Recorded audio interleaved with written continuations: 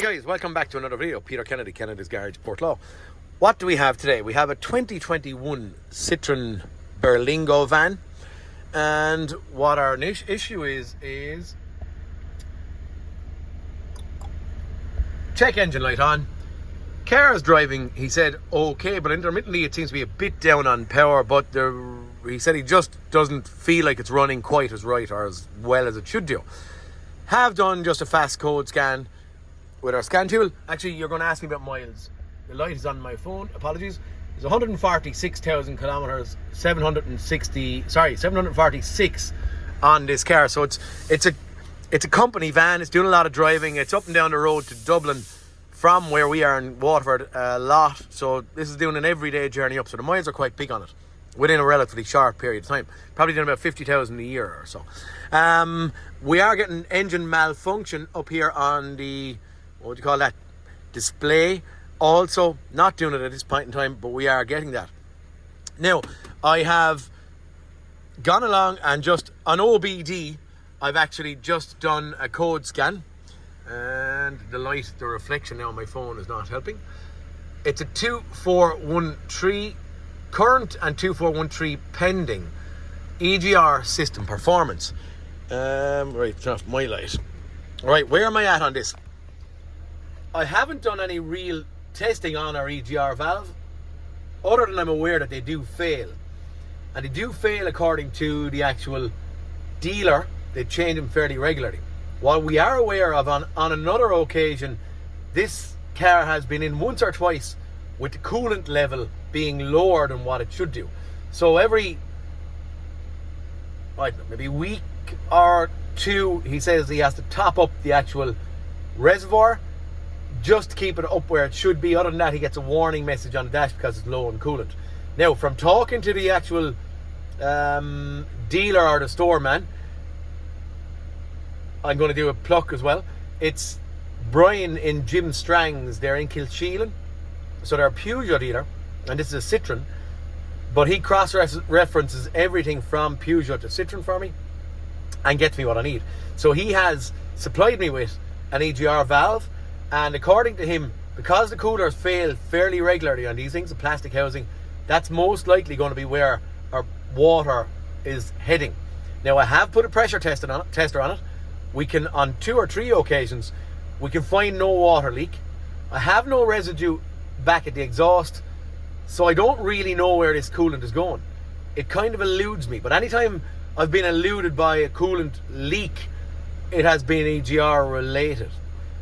I had one on a transporter recently, a 2021 or 18 or something like that transporter. Also recently, I'm in the process of recording a video on a V40, a 2-litre diesel Volvo V40, where it was blowing out loads of steam and smoke at the back. EGR, steel EGR cooler failed. In this one, it's plastic. I will show you the items and the parts I got. All I'm doing today is a run through taking the EGR valve and cooler off, because it's the newer type engine. It is not the older one with a steel EGR valve on it, or cooler, EGR cooler. It's a plastic, I believe, EGR cooler. So I'll show you the part numbers, I'll show you what I'm going to do, and I'll give you a run through of changing this. We can only cross our fingers, and I did advise the customer of this. When I change this, I can only hope that it fixes our leak, and I can't guarantee. But we have done a head gasket test on it with no change, but then I don't really find them comprehensive, because sometimes the fluid, if you get sensitive fluid, and they don't change that well on diesels. Fantastic on petrol, not great on diesels. So I'm not going to call it head gasket right now. We're doing the EGR valve because of an EGR flow issue. Could it be water related? I don't know. We'll get in and we'll see what we're up against, but I have an EGR valve for this thing, okay? Okay guys, back out underneath the bonnet. Just to give you a visual. As I said there, we had pressure tested this thing. It's not dropping a fantastic amount, but yet it is dropping slightly over a 12-hour period. I still can't see any smoke coming at the back, but here we are. We're going with this thing, okay? We have gotten in this big box. I've gotten this EGR cooler. Now, within that big box was that box and these gaskets. So I don't know if they all come as one piece, or if that part number there is everything, you know, or does that part number cover it all, or is it just that and the box was opened in order to throw in that piece into it? I do not know, but The EGR valve itself, which sits there, part number for that. Do we have a part number in the box? We do. And then we have 3 or 4 gaskets. I just said to get whatever I needed. So we have a couple of gaskets in there. Same number actually, second one. It's a different number, 9813217. What was it? 176.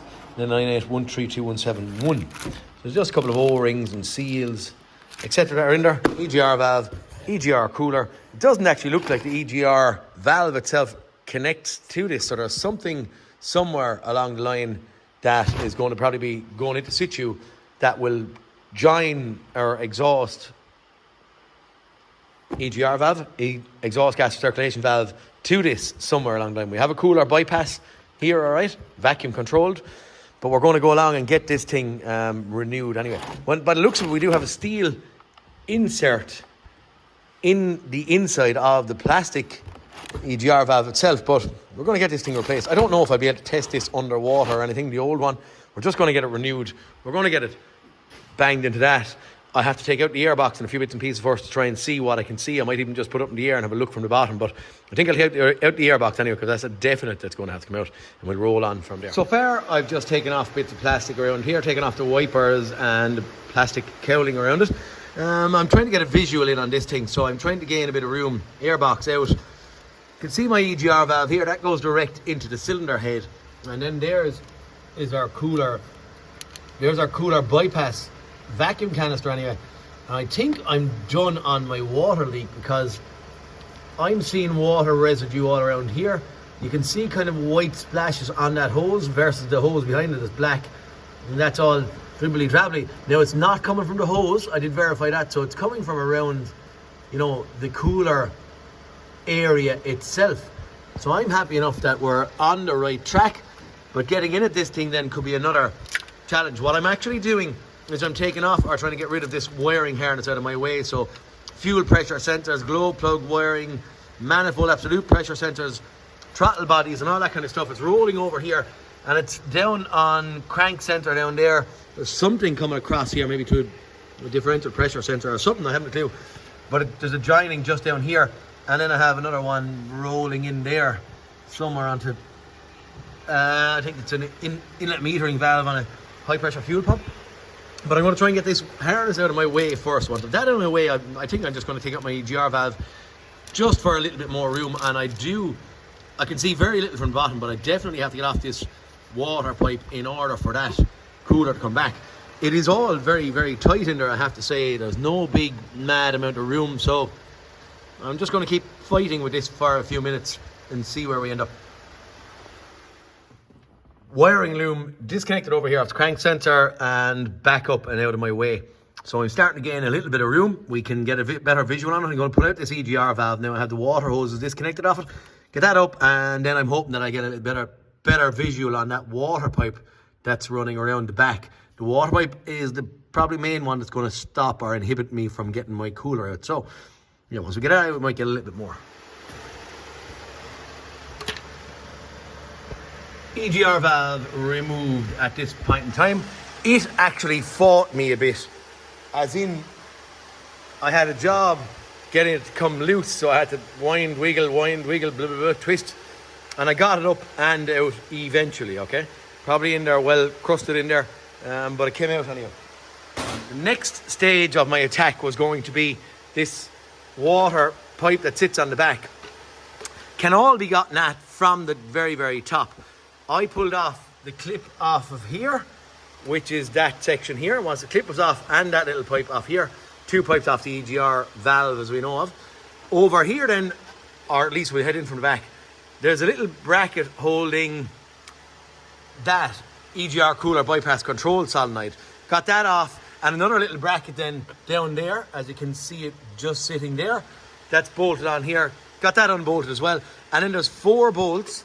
So we're going 1, 2, 3, 4 that hold that pipe onto the back of the cooler. Once they're out of it, I had to give a few wiggles and woggles, and that little pipe in there, which is on the inside, was challenging enough for me now to get off. I I got out that bit first, that popped out, and then I was able to get my 2 hands in on it and kind of wiggle, woggle. Now I did an odd curse in there when I couldn't get it off, and I was fearful that I was going to break it. No one ever gets to know or see about all these plastic clips and brackets that could potentially break and cause added expense and or time delay. And you try to get everything done on time, but lo and behold, here's a couple of our O-rings. There is another little water pipe running along here, but it only sits in here. So that is actually just sitting loose or freely down there at this point in time. That's the little section that sits and is held in here. Now that does sit and press up against the same as that, the back of the cooler. So I'm hoping that at this stage I have enough room now to get this thing out. I have to get in.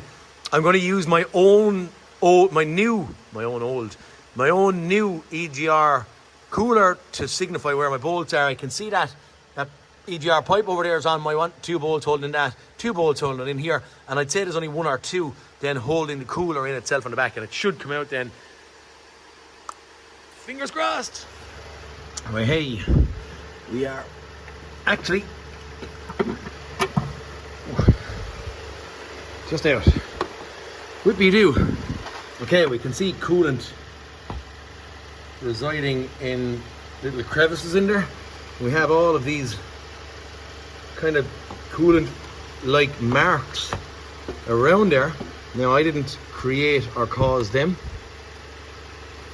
so this is why I'm thinking we're okay on our diagnosis. How the hell do you even check this in water? Do we see it kind of, is she kind of dampish in around there? Or is it just from there it's actually leaking versus, you know, internally and ingressing stuff? I think we're finished. I don't think I need to be worried. I think all this corroded stuff around there and those coolant leaks up around there is enough for me, wherever it's coming from. I actually can't say, but lo and behold, it's a plastic housing, and you know, with all plastic housings, they generally do fail. So I have found, noted as well, that I found 1 or 2 bolts that were actually missing from this. So you can see where that looks like it was vibrating around there. There was no nut on that one. That one looks clean and tight, but there was a nut on this. There are studs in there rather than bolts. And well, yeah, I actually had that bolt in there missing as well. So was that like that from the factory, or has someone been in here before me? You'd say no, with unless it was a warranty job. I don't believe so, because these yokes are being serviced by me from new. So I don't believe anyone was in here before. But anyway, I'm going to get that out and get this one back into place and do the whole lot in reverse. So back in with 1, 2, 3 bolts to hold in place, and then start reassembling our water pipes above these 2 and these 2 EGR flow pipes bolts, and that's kind of it. Let's stick this other one back in. New cooler in place, bit of cleaning up done on the EGR system in there.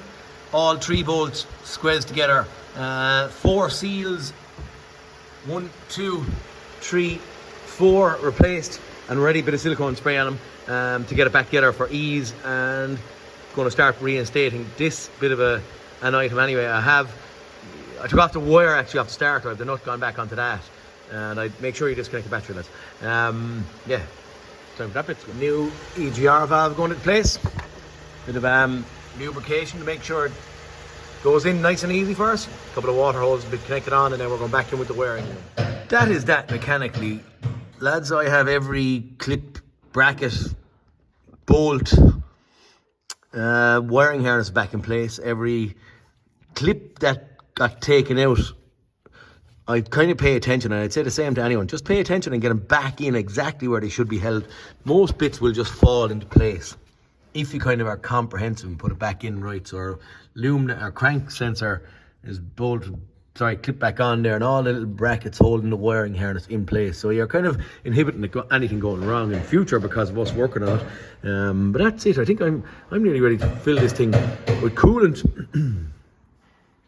I think I'll get coolant in it, start it, run it, bolt on my bits and pieces, and then show you once I have these only little silly little bits of wipers and stuff, an airbox to go in, and at that stage then I'll probably go along and I'll jump in on the next stage of the video. Okay guys, I put in my bits of plastic, my bits of wipers, all that kind of bits and pieces, and then went in to turn the key, and lo and behold, what happens?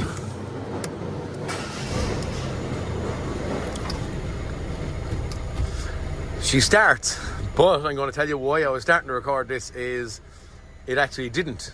Yesterday evening when I had it reassembled, after reconnecting the battery and stuff, it would crank like crazy, but not fire up. On about 3 or 4 occasions I done it and tried it, and it still wouldn't fire up, and I believed when I had the battery disconnected I wouldn't have created too much upheaval to the car. But anyway, here, it's calling me a liar now, because straight away I turn the key and up she fires. Anyway, we have our check engine light still on because I didn't clear faults. We have our message still up here. I didn't see it there at this point in time, but we still had the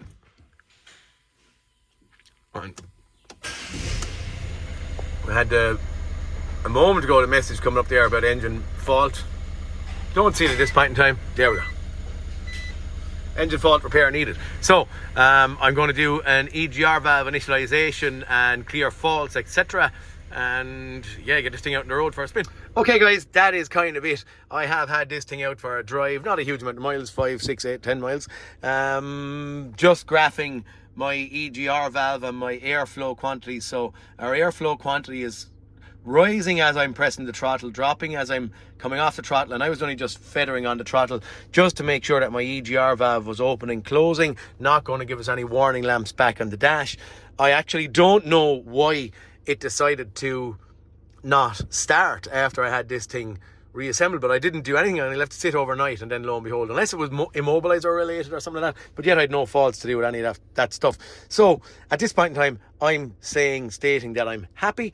We're up and running. It's not very, very comprehensive. I might do a short if I get that EGR cooler into a water tank or can get it sealed up somehow to test. I will, but right here and right now I'm saying I'm done. And then in my mind I'm thinking that maybe about 12 months ago or so, I think I had to replace an EGR cooler control solenoid on the very, very back of the block. And I'm only wondering, could that flap have been getting seized due to water ingress somewhere, or restricted, or any of that crack, and that the solenoid that I had changed didn't, I suppose I wouldn't say actually fix anything, because it did for 12 months. But was it caused by a slight bit of water ingress at that stage? Hard to know. Wasn't dropping a huge amount of water, but it was losing water somewhere. So for this one, lads, EGR cooler replacement and EGR valve replacement walkthrough on a 2021 Citroen Berlingo. She's 1.6 diesel, I believe. Don't know the engine code, but I'll put it maybe in the comments or something like that. But that's it. We're done. We're dusted. Give it back to the customer. If there's any follow-up on this in a week or two time, I'll let you know. But for now, lads, thanks very much for watching. Please like and subscribe, and I'll talk to you all next cartoon. Peter Kennedy, signing out. See you later, guys.